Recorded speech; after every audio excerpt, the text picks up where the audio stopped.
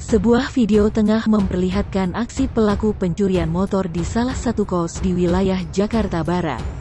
Adapun kejadian tersebut tepat di kos-kosan di Gang Masjid Baitur Rohman RT 008, RW 011. Tegal Alur, Kalideres, Jakarta Barat.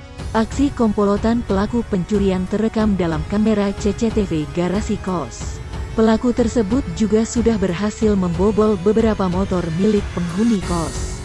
Pada saat akan membobol motor keempat, tiba-tiba alarm bunyi dari motor tersebut.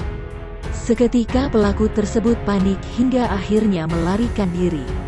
Video tersebut diunggah oleh akun @warungjurnalis dalam Instagram.